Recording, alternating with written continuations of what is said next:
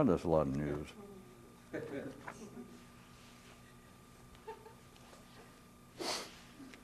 In one universe, to keep things on schedule, in order, and running at the right speed, life would periodically send around to worlds with thinking creatures someone to tell them if they tried really hard, there was this secret they could discover, which was not true. No. Oh, there is a secret, but hardly anyone's ever going to get to it. Neat, huh?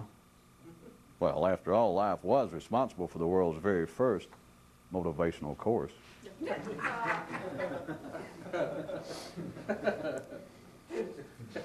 It's a nice non-de-plume for what life does to us, isn't it? That's right. No editorial comment. Forget that. One man decided it would be good to spend some time looking out into the heavens and thinking about the enormity of the universe. But for some time, the main thing it did was remind him of how small his mind was. On that great mythical express, one Monday, a man grabbed the passing conductor's sleeve and asked, "Does not persistence, or at least patience, count for something?" And the uniformed one replied, "Well, make up your mind." On that great mythical express, one Tuesday, a man grabbed the passing conductor's sleeve and asked, "Does not persistence, or at least patience, count for something?"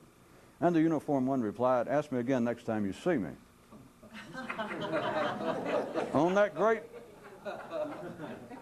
great mythical express, one Wednesday, a man grabbed the passing conductor's sleeve and asked, "Does not persistence, or at least patience, count for something?" And the conductor replied, "It does serve to keep the easily distracted. And the man was suddenly not so sure he was glad he asked.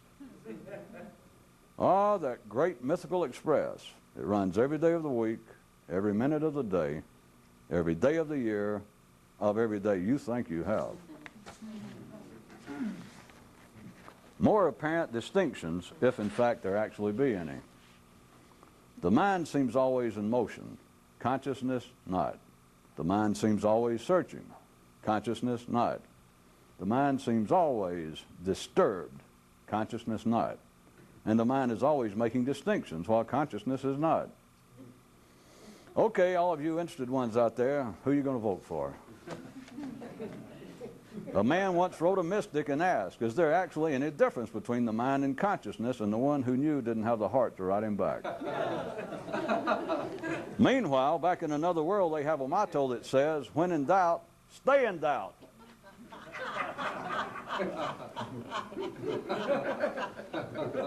One man heard noises, and guess what?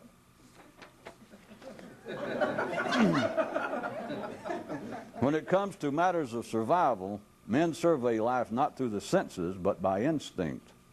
Should not we have some similar approach regarding things mental? There was once a man who was born with an internal partner who he faithfully carried around with him for most of his life, until one day something extraordinary struck him and he decided to dump the chump. Health news. A disease too familiar no longer seems an ill. The use of ritual in dealing with the young. Were not the location of Mecca specified, who would know in what direction to bow?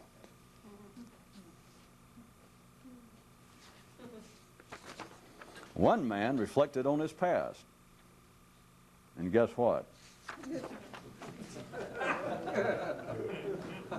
Due to the increasing annoyance they caused him, one man threw away his television set, then chunked out his radio, then tore up his annual movie pass, then canceled all of his magazine subscriptions, but then after all of this effort finally realized that the true source of all of his annoyances was simply abandoned the thinking that life had so graciously provided for him.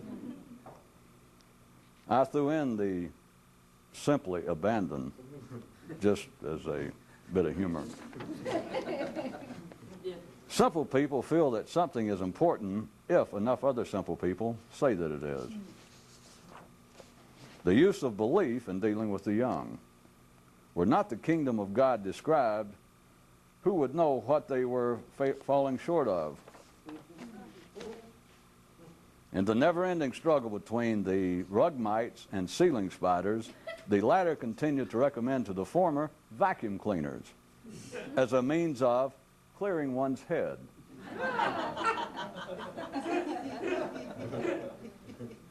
A major arrow in life's quiver of safety procedures is overkill. Too bad more men can't withdraw therefrom a lesson regarding the operations of the mind. For a certain trip, one man built his own personal automobile, which worked well enough, but he later adopted a new transmission. One man decided that he wanted to be an actor. And guess what? The less an activity's basis is structured, orderly, and systematic, and its objectives clear and precise, the more it tends to issue exact schematics, flow charts, and progress reports, and identify specific goals and obstacles thereto. Just look at all the public forms of the mystical quest. Jazz version of the preceding news item. To get people to board a train running on tracks not yet laid requires a certain use of, shall we say, extraordinary reassurances.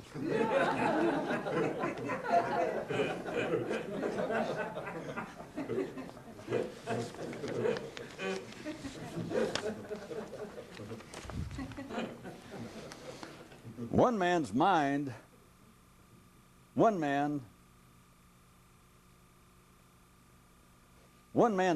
entitled its autobiography, Life Behind Bars, to which he huffed, "It was just my forehead." The use of hope in dealing with the young was not a promised land promise. Who would ever leave Egypt? The simple always feel put upon. If instinct could talk, it could tell the mind to ease up, that it is not as responsible for things as it imagines. But since instinct cannot speak, the mind has somehow got to come to this realization on its own.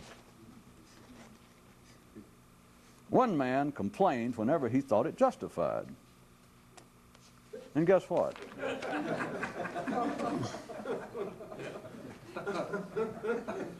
Standard psychological surveys of man are like an unanchored floating chess game played in the wind with pieces made of tissue paper. No models constructed within a system can picture the fullness of the system. Man, in the Standard Edition, a poem. Looking, looking, always looking. Never seeing, but always looking. Listening, listening, always listening. Never hearing, but always listening. Thinking, thinking, always thinking, never getting it, but hanging in there. Man, in the Standard Edition. Others reputedly available. All physical pleasures are simple, which seems to have made men settle for the same mentally. One day, one man suddenly turned to a mirror, seeing all he had become thus far, and said to it, "You've got 20 minutes to get out of town." And when that proved insufficient, it gave it another 20, and then another, and then another, until what had begun as a wickedly wonderful undertaking just fell the hell apart. If you think you hear them call out your train more than once, forget about it. Some of the people waiting on the platform began to collectively chant, "Drugs, drugs, we want drugs," and were given reassurances which served the same purpose and satisfied completely. An individual's travel advisor. Don't let someone else determine your destination. On this one world appeared a tall, wondrous machine which towered over all other life on that planet, and which seemed to have constructed itself from the bottom up,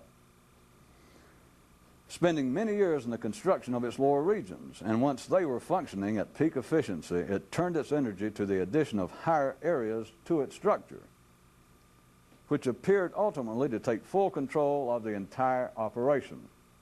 But it was an illusion, a most awesome illusion, for it was a real illusion. The use of discipline in dealing with the young. We're not sitting directed. Who would ever take note of fidgeting? The simple tend to whine and complain. There was once a man who had a flesh-colored melon which he carried with him everywhere. And for a long time it seemed quite important to him, but he finally ate it.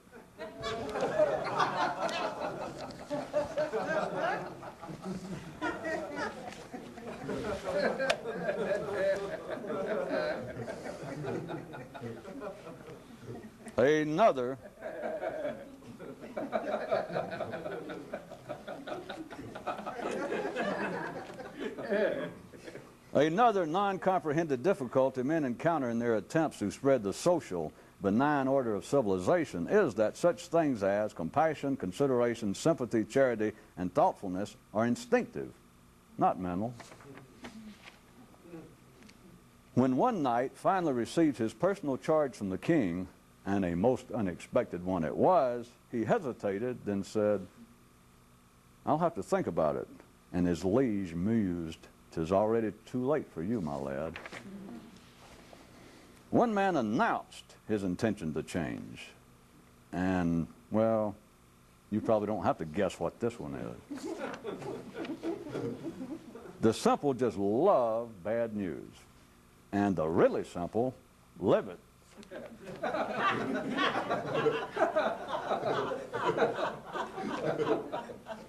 At one mystical school, if you flunk out but are current in your tuition payments, they will give you a parting lesson you may use, if you choose, if you return to everyday life, which is how to still appear to be a mystic to others.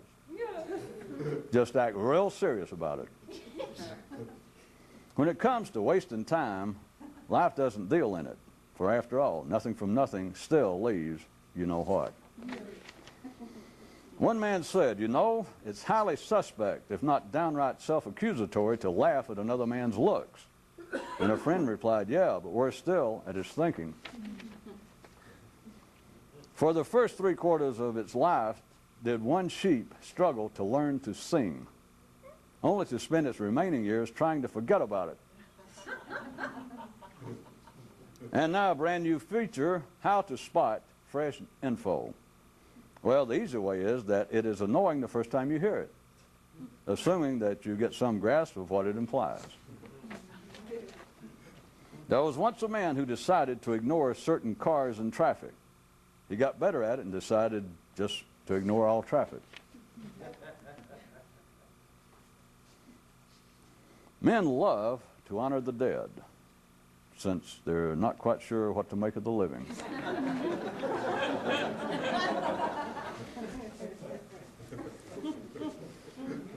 The difference in cost.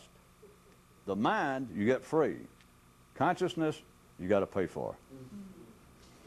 And a certain man thought, if comparisons could be made perfect, I could be more alert, have clearer sight, shut up more often, and once and for all derail this friggin' train. There is an old tale that tells of a time when life became extremely angry about something done by one of the jungle beasts and threatened the creature that should he ever do such a thing again, as punishment he would be made to think. One day a man said to life, "I wish you'd quit having me watched. I'm no threat to you. The only danger I could possibly pose would be to myself." And life, not wanting anyone to be any more paranoid than they already are, gave no reply. And one chap thought, if there was any justice, I'd tell everything I know, instead of just letting it dribble out in pieces.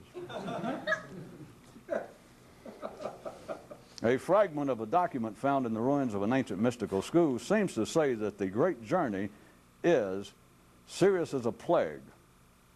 And right there it becomes unclear as to whether it says that the journey is serious as a plague right till you're getting to the end of it, or right until it's starting to really get good. Take your choice, I guess. It seems obvious enough that the simple are never creative, at least to everyone but the simple. The more, mused one man, that men live by the head over instinct, the more do they rename things, substituting a new one for the original, such as dining for eating, lifestyle for survival, and romance for sex. So what is the word thinking a substitute for?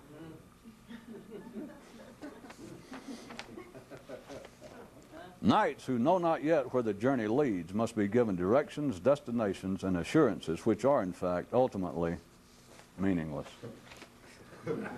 Medicine is practiced at another level. A man sought the counsel of a mystic and said to him, "If I tell you how it hurts, will you show me where it is?"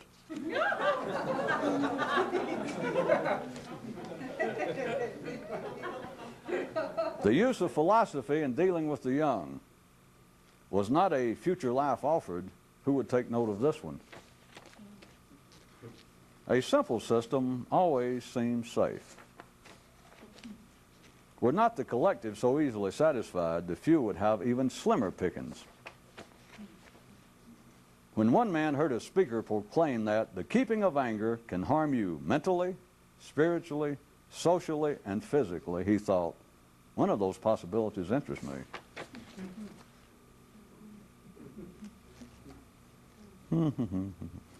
There was once a knight who believed he was guided on his mystical quest by a raven perched on his shoulder. But as his journey progressed, he began to more and more recognize his dependence on the mount between his legs. A man pondered, why do people say they think something when what they do is believe it? And why do people say they believe something when what they do is feel it?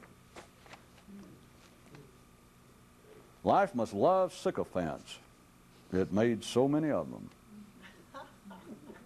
And now this feature, how to get along in life. Kiss up to it, same as everybody else.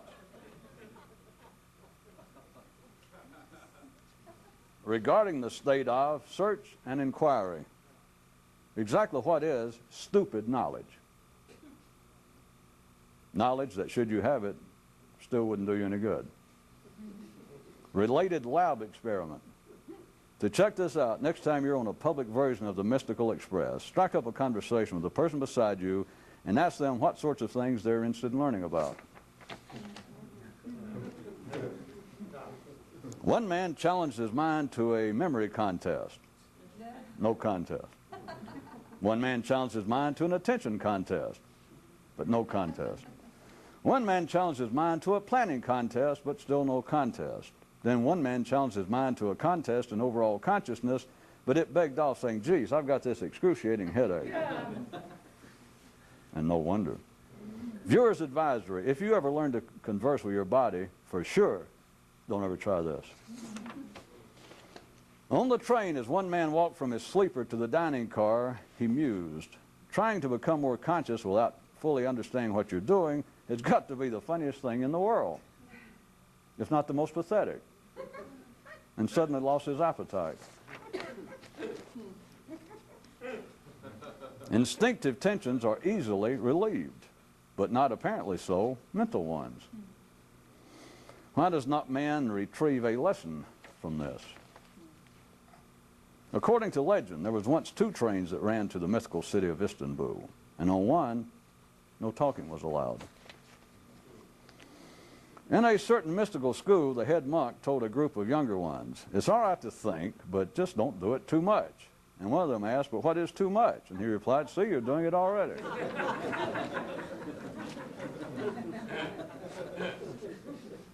One knight, being a champ in his own hometown, would not leave. Thus his search for the Grail was limited. One day one man said to himself, can I ask you a personal question? And he replied, only if it's real personal. And just about then his handwriting began to change.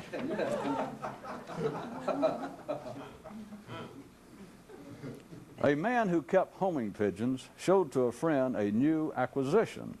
This, said he, is a wondrous species. A bird who, no matter the most unexpected of circumstances, never gets lost. Should he become even somehow temporarily disoriented, he emits a high-frequency signal back to home base so that he may be traced. And should that fail, with the falling of darkness, he puts out a distinctive glow so that he may be located. And failing all of that, he issues a particular aroma that will always lead you to him. And with some amazement, his friend asked, "What is the name of this bird?" And the man replied, "I do not know." And his friend further inquired, "From where do they come?" And the man replied, "That I do not know either."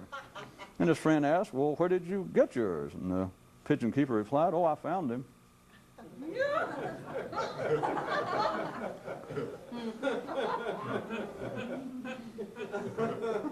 And with additional bemusement, the friend reflected on the similarity of this to the nature of consciousness.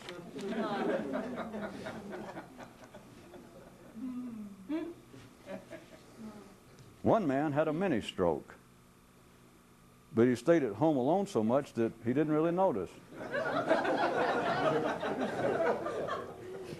An additional impetus, might I suggest, to do more you-know-whatin'.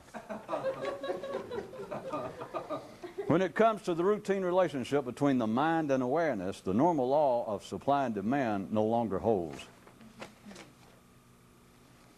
For a long time, one man attempted to stay on his toes, till he finally thought, "The hell with my toes, let them look after themselves." Fear will cause men to do many things, but should taking up the quest be one of them?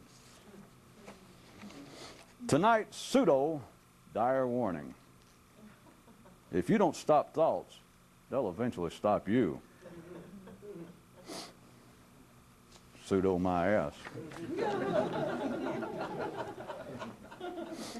Rather than run the risk of being trapped on the wrong train of either instinct or the mind, one man laid his pecker on the track so as to force a final decision. But he wants you to know that this act was metaphorical.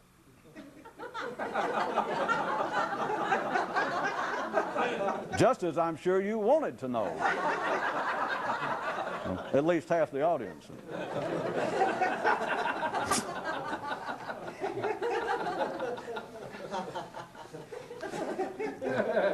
One man could take a metaphor and talk about it until it made perfect comparative sense, which is to say he could explain it till he killed it. And now for tonight's big question. What is the primary cause of human irritation? That's correct. Being left behind. A request for the truth to be reaffirmed is a request for it to be postponed. In this other reality, they had their own version of the mythical Orient Express to carry would-be mystics from the mundanity of Paris to the transcendency of Istanbul. But in their case, it was a partial fraud in that you never actually arrived at the proclaimed destination, but were placated nonetheless by the interminable journey apparently thereto. Once upon a time was a man who knew too much for someone's own good. And guess what happened to him? They threw him off the train, for which he was enormously grateful.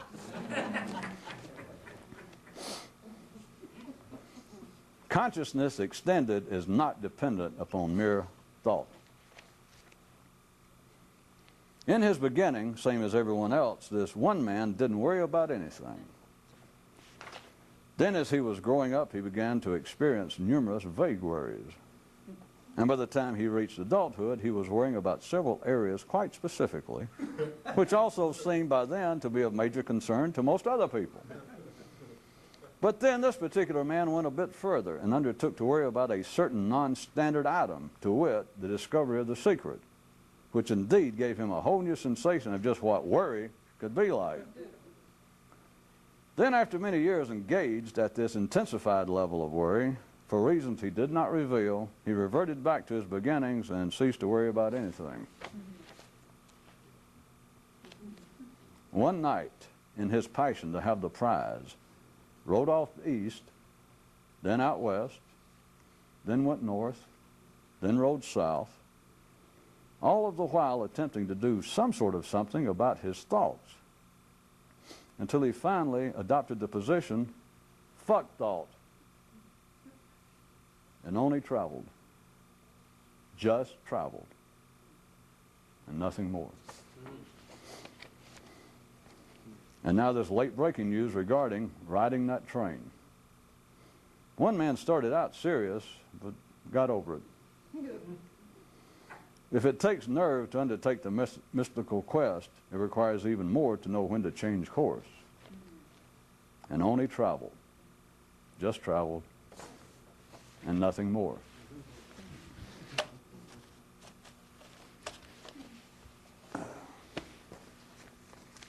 Well, I've been handed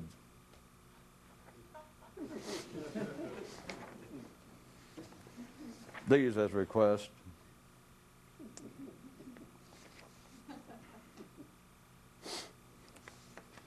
The lesson activity's basis is structured, orderly, and systematic, and its objectives clear and precise. The more it tends to issue exact schematics, flowcharts, and progress reports, and identify specific goals and obstacles thereto. If you doubt this, just look at all public forms of the mystical quest. And perhaps related thereto, to get people to board a train running on tracks not yet laid requires a certain use of, shall we say, extraordinary reassurances.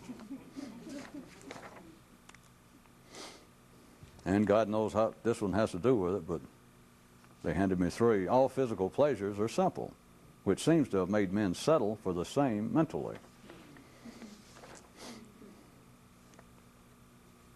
Seeing as how the people here in person are probably not sufficiently under the influence of the drugs we put in the coffee, and those of you that are watching on TV are obviously already dazed enough for me to go on with it, or you wouldn't be watching television. So I'm going to make them all 3 in some way relate to one another.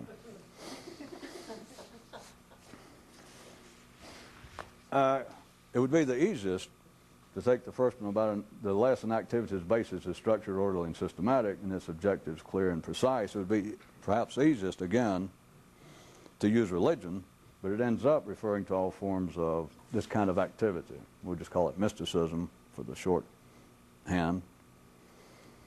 But it's still true with religion. It's just a much wider, and it seems to be a bit less exact in its meaning now. That is, that those involved with religion, by and large, have any particular interest beyond that of the ritual in which they participate on some regular basis, some public ritual. That is, if the church, if religion in some way exemplifies, supposedly, the cache, the hiding place of the secret of life, then those who pursue religion and nothing more are obviously in no great hurry, are not driven by any all-consuming hunger to ever discover the secret, which is a part of this because they are quite satisfied with everything from vague, they're satisfied everything from specific promises that the church or the religion represents the living knowledge of the secret, taking the religion as a collective living organism that they will state that it does represent the living awareness of what the secret of life is, etc. They'll accept that, which has no basis. I mean, it has, not from my view, it has no basis that the church or that anyone publicly involved with such things will even offer any evidence thereof. They will, in fact, deny that it's possible to prove, which then you get into the matter of faith. But they will deny that it can be proven. They just simply state it. And rather than thinking that, or assuming that people who would follow such are in some way mentally lacking, is to ignore this news item.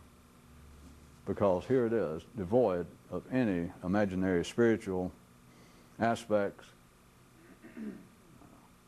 with any possible imagined critique of affairs of man withdrawn, or extracted the criticism thereof, is this just uses a generic model.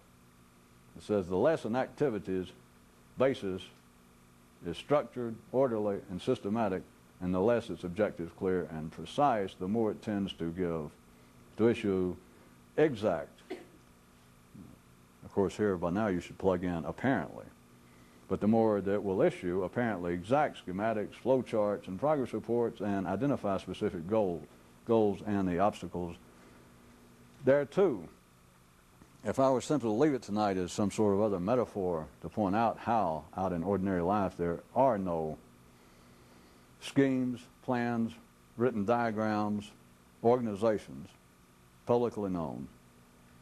They're not out there. Life does not provide them that will lead a man successfully to even get him started on this kind of quest. But rather than stay out with the apparent external example of this, all you've got to do is look at your own thinking processes, which life has so graciously provided for you. You notice it required no effort. If you think it took effort, I hate to pick on people again, but if you think that it took effort to get up to the point of thinking as you ordinarily think, you know, such things as going to school and getting several jobs to pay for college and all that. If you think that it took effort to think like you do now, then I have no idea why you're watching this. Because the fact is, up until now, it costs nothing. Thinking costs nothing. Life has. In its large heart, in its large charitable heart, life just immediately provides one. If you are genetically wired up in a fairly sound condition neurally, then all you've got to do is just lay back and float. Just ease on down the road, and all you've got to do is reach the age of 5 or 6, and there you are.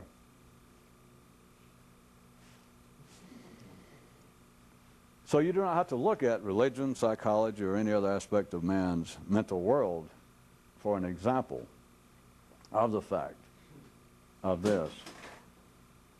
And I suspect perhaps I ought to point out a little more specifically, due to the sometimes semi-arcane language or semi-arcane rhetoric in which whoever it is writes these damn things. The lesson activity's basis is structured. Right quick back to what would apparently be an external hard example. Anything, religion, politics, economic models, but religion still being the widest possible inclusive example. The less does it have an actual structured basis. Now I know they say they do, but now follow this a second. But the less it has, I started to say, organic. I started to even say instinctive when they first wrote this news item, when it was first reported. Yeah. Instead of just saying that the less its basis is structured, orderly, and systematic, it could have said, it would have just been a bit blunter, but it could have said that the less is it structured, organic, in the sense that it actually flows directly from the survival instinct of life, as opposed to it having to go through the secondary stage of coming out of man's mind, which is where religion ultimately has to come from, because instinctively no one produces religion. In the same sense that instinctively, at the instinctive level, hippos do not produce art. Lions do not produce political systems. That it takes the intellect to produce the civilization and all of its fruits thereof. So when I say that it has no structured basis, think about the fact that religion and every other aspect of civilization, but since we're using religion, the religion has no preordained, it has no de rigueur, it has no survival purpose, bio survival, that man could live physically without religion, just as he could live physically without any aspect of civilization, just as though he could live physically without a mind. So any system, or perhaps we can refine it a bit, the further a system is from an organic, instinctive basis, that is, compare religion to farming. Farming would have a specific, organic, bio-survival basis. And organic in every sense of the word, organic literally and connotatively, that it actually flows from the need for man to survive. Whereas compared to farming, for instance, religion is not organic. It is not structured, it is not orderly, it is not systematic. It lacks all of those things. Well, all of civilization does. That's why men have to continue to explain and put out all of what I'm getting to, all of the charts and all the logic and all the mathematical descriptions and all of the proofs. They like to put it in quotation marks or italics, the proofs of everything as to why certain art is beautiful, why certain art is nothing but propaganda, why some music is good and some is not, why some political systems are valid and some are not, and why some religious beliefs are acceptable and some are just absolute hogwash. But they have to continually defend and define it for the simple reason that it has no definitive basis. It has no organic basis. So to refine it a bit, for anyone who's following this, an activity, the further an activity's basis is from the organic biosurvival level, thus, and it will go hand in hand with that its objectives are not clear and they're not precise. Now, I know they say they are. And we all know that. Everything from politics to religion to education, they will say, yes, we have goals. They're stated right here in our brochure, in our catalog, which is why they have to state them, because they range somewhere between spurious and specious.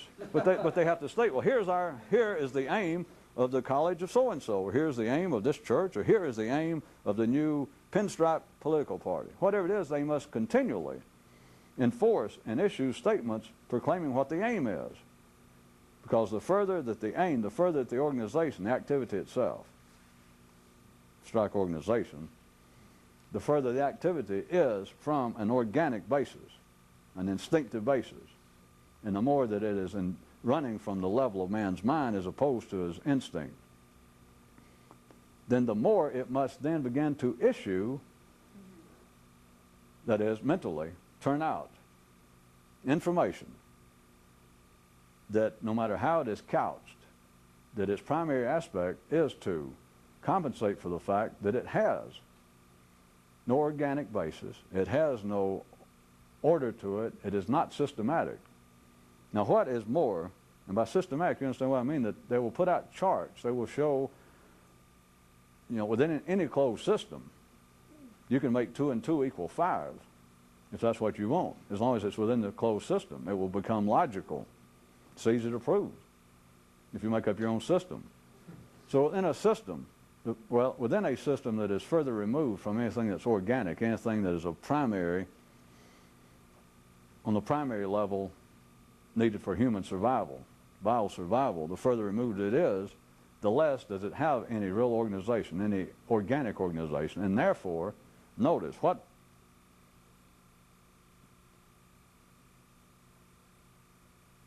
since I'm using religion, even more than bureaucracy within government, which is bad enough, but you can use that. But what makes greater use of all of these continuing charts, all the diagrams showing the hierarchy of the development of their religion from their founder and how the tree branches out and why they got all these certain branches here and they have certain offices to take care of this matter, and how one thing begot another, and how one thing naturally flowed from another, and why now good believers believe such and such, but there'll be books on any particular religion, any kind of mystical system, politics. The further it is removed from an organic basis, from an instinctive basis, the more that the activity will insist. They will put out all of these charts, it will have all these diagrams, and if you're interested in it, if you start off and get on that train, it all makes perfect sense.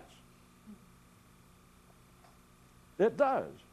It is the beauty of getting in. Find yourself, you think, well, I'll get on this great mystical express, and someone says, well, right over here. You're wandering around the platform, and they say, well, right this way. We have this car here, and let's say that you get on for whatever reason. They're offering free beer and something. So you think, well, I'll get on and see. And you get on and see. And you sit down, you listen to a little bit of it, and if you'll sit there, and if you begin to accept any part of the activity's proclamations, and we're not criticizing what goes on, it's just a natural part of life. It's not a conspiracy, and it's not somebody running a mystical or a religious organization fooling you, because if you don't show up, they don't fool anybody. Only the cheapest sort of person out on the town will go to a dime-a-dance place and then leave and think that they've been cheated because they had to do half the dancing. I mean, what kind of out-of-towner, what kind of damn shoe salesman, from Omaha is that will show up in downtown New York and go in a place that has fancy-looking women and it's dime-a-dance, and he dances, he gets through and he thanks her and starts to leave and he goes, wait a minute, I'd like a nickel back, I did half the dancing. I'm glad we don't have time for a pop quiz to see if anybody sees any relationship between that. You get on the car. We don't know if the train's moving yet. You're hanging around the station there in Paris, and someone is handing out handbills, mystical car here. And you do get on, and you listen to whatever it is. Within the framework of that car, within the confines of that car, speaking metaphorically, they can make it all make sense. To all Muslims, Islam makes perfect sense. But to any Jew or Catholic looking at it, they go, these people are crazy, and vice versa. But they can diagram it. I don't mean just the aspects of faith, not just the vagueness of, well, you must have faith to be a good Muslim or Buddhist or whatever. If you get into it, into what is normally referred to in the West as the theology of it, the intellectual apologism. Don't look it up and tell me there is no such word. There is now. The theology makes sense if you're inside the system. The whole idea, as literarily exemplified, perhaps we could say by Dante, about all the many levels of hell, or in the kind of allegorical work, Bunyan's Pilgrim's Progress, it sounds like a bunch of allegory, and yet if you look into any good religion, in this case be the Catholic Church, or at least Christianity, they have a theology, if you ever cared to go that far, that if you start saying, well, wait a minute, how is it now that you can elect one guy, that all these people get together and they decide who is a direct descendant in some spiritual, metaphysical way from Christ, from somebody who is more conscious? How is it now that you guys get together and you have a vote and there's all kinds of political intrigue, and it comes out and that you picked out a guy from voting? And they go, oh, you must not be a Catholic. And you go, no, I'm not. And they go, well, when you explain it, and they can. And it makes sense. If you once sit down in that car, and you sit down, it doesn't matter whether the train ever actually leaves Paris, but if you sit there in the car, the thing will make damn sense. But will also do so in philosophy. Those who would get carried away in other areas that believe that the whole point of living is to change one's social milieu, that instead of becoming a would-be mystic, there are people who become would-be political rebels. And they can climb on a train, the Greenpeace, the neo-fascist, or the New Age fascists. The Whigs, the Royalists, the Democrats. You can get on any train, and if you have any interest in it, if you will even buy a tentative ticket to dance, and you'll sit there and dance for them a few minutes, and it strikes you as, well, that makes sense. The whole thing will make sense. But the reason it makes sense, see, and that strikes people as being of some importance, that people will defend or even explain to themselves why I like this philosophy, why I like this mystical group, why I like being a Buddhist or a Hindu or whatever, assuming that they use a little more intellect than just being the simple people who follow it by faith and it's just a social occasion. That if they say it actually nourishes me beyond the ritualistic level, that it does something for me, they might want to say spiritually, but I'm referring to mentally, they would say, well, it does do something to me. And you would say, what? And that's when they would pull out their theology. That's when they would pull out what amounts to a spiritual philosophy. And at first, if you looked at it and you did not grow up in it, you're not accustomed to it, you'd go, well, that's crazy. No wonder you need faith and all this, have faith because it makes no sense. You're wrong.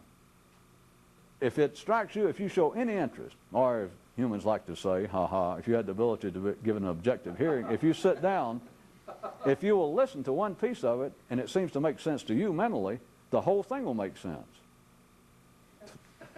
I'm getting to a point. Those who are not in some way naturally religious, that's why I take some time when I use an example like that to bring it up, naturally resist giving any credence to this, and they just want to dismiss the idea, well, all religions, just a crop of shit, and it's all outdated, and it's for children. It's the best representative because it epitomizes, over a broad view, more aspects of the output of man's civilization than any other one identifiable activity or organization.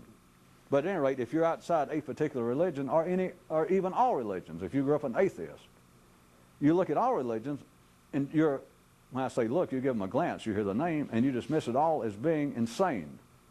That's all based on faith, that's based on nothing that would nourish the mind. In other words, it does not make any sense. It does make sense. that if you will buy any part of it, if you will sit down, or if you will get up and dance with a nun, with a rabbi, with a priest, with a shaman, just one dance, just pay them a dime, and if you enjoy that dance, and if you'll sit down and they talk to you a little bit more, the whole thing makes sense. The point here being that which at first blush can appear to be absolutely devoid of any sanity, any logic, any reason, which in fact you might say is based upon non-reason. It's not true. You're wrong. It is based on perfect reason within the system. Because if you get in the system and you will accept one part of it, or find one part of it to make sense, when I say accept, I don't mean on faith. But if they point out one thing about it, and you're already wired up to be agreeable to it and open to whatever it is, and it makes sense, all you got to do is sit there and the whole thing will make sense. It is only within the confines of that car that there is any sense to life. Because once you get off that car, once you resort back to either the instinctive level, or if you get the ability to, I would prefer to say, to move it to a fresh area beyond mere instinct and or the mind.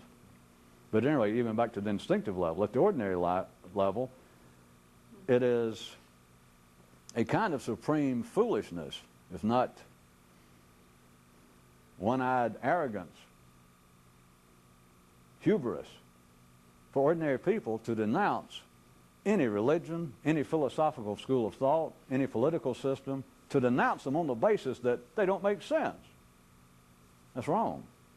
Inside the system, they make perfect sense. So rather than denouncing these that appear to be, from an outsider's view, an anomaly, an exercise in insanity, or at least nonsense, it's not true. It is, in fact, the only place that you will find anything that makes sense once you get in there. Because if those outside of any system, or outside the system, the activity that they are now criticizing, if they had the ability to see, they would look around and realize, wait a minute, there is a distinction between all of these activities that man has produced and life itself. There's a distinction I never realized. It's only in the activities over here that life seems to make any sense, because out here it makes no sense.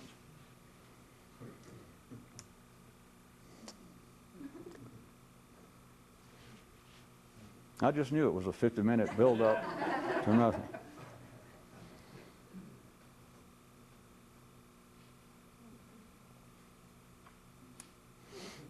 All right, I'll do my revised version of me then, of what I just said. The less a system is based upon anything organic, the more it is based upon, the more it is a product of man's mind, as opposed to, it can't be strictly either of the other, but the more it is an output and flowing from man's mind as opposed to his instinctive bio-survival level, then the more is the thing, I'll refer to Noah tonight. It's like an unanchored chess game, an untethered chess game being played out in the wind, and all the pieces are made out of parchment paper, tissue paper. What are you going to do with that? All right, that is all of civilization. That is not religion. That is not simply politics. That is the output of man's mind. And those of you that are already getting good, you should be there. It is man's mind. But it's the output of man's mind. It has no anchor to it. It is not tethered to the planet. It is not organic. It ultimately is, because everything is. But you understand, religion does not simply grow up through man. It does not grow up through humanity in the same way that the need to eat, to procreate, the will to survive. The will to survive comes before the will to get a doctor's degree, or to have a one-man show, or to have your music performed at Carnegie Hall. The will to survive is organic. It is after that is seen to that man progresses on, either individually and collectively, into a mental world.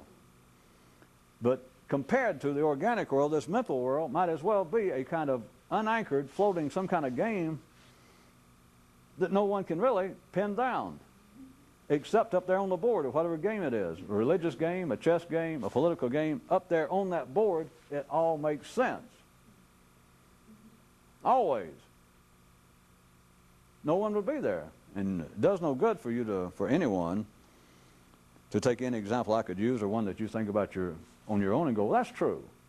And you suddenly turn around and look at some other area, sports, or education, anything, social sociology, that you look at anything that you'd pick out and go, that's true. I can think of an example that, boy, you hit it. What they're doing, they're just blowing smoke up their own ass. It's going nowhere. Well, don't look at some example. If you're alive, if you're sane, if you're civilized, an ordinary person, you're in one somewhere. You've got to be. Or you're not civilized. You're not ordinary. So you're involved with some sort of activity of a secondary nature, of a civilized nature that is not tied to, is not anchored in the need for to survive. It is not even tethered to the will to survive. It's to this. The more it is there.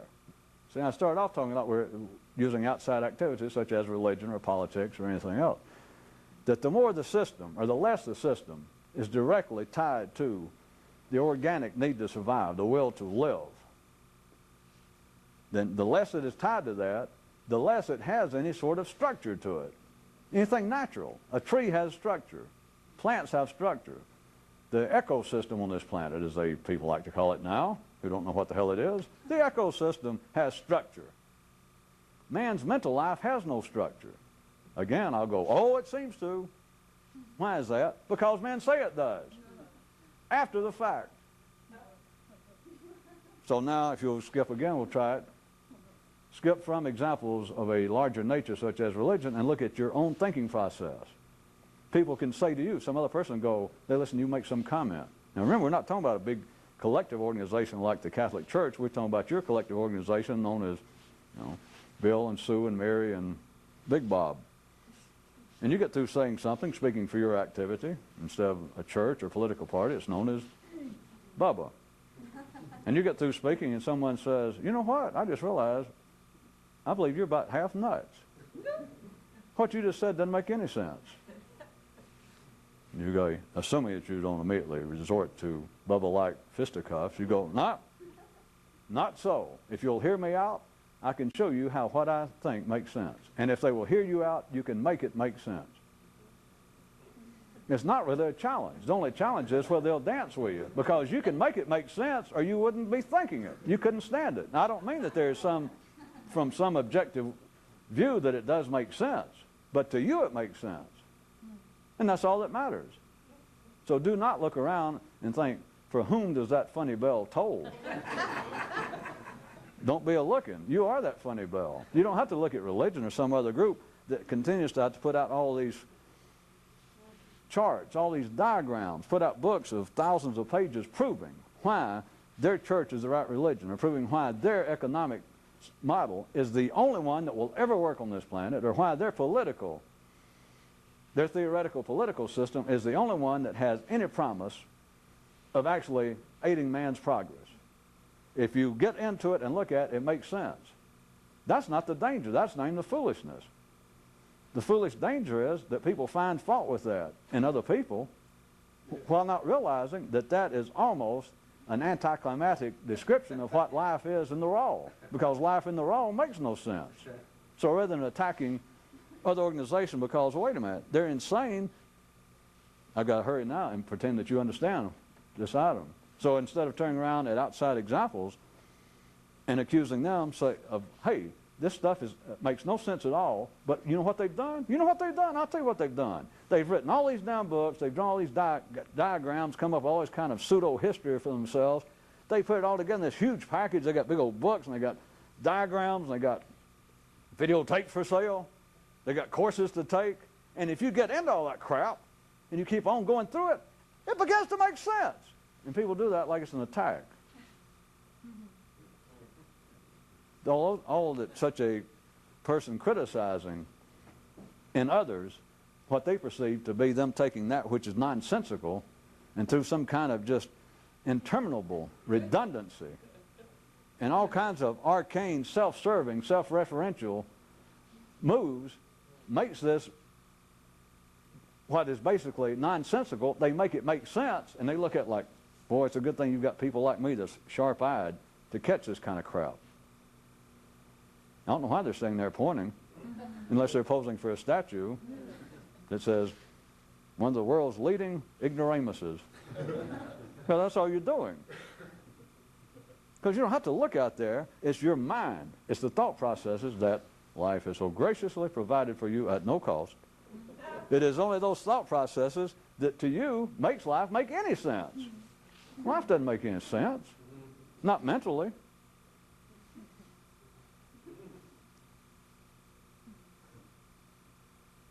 Nobody enjoys having a final punchline that slips in and you don't even notice it.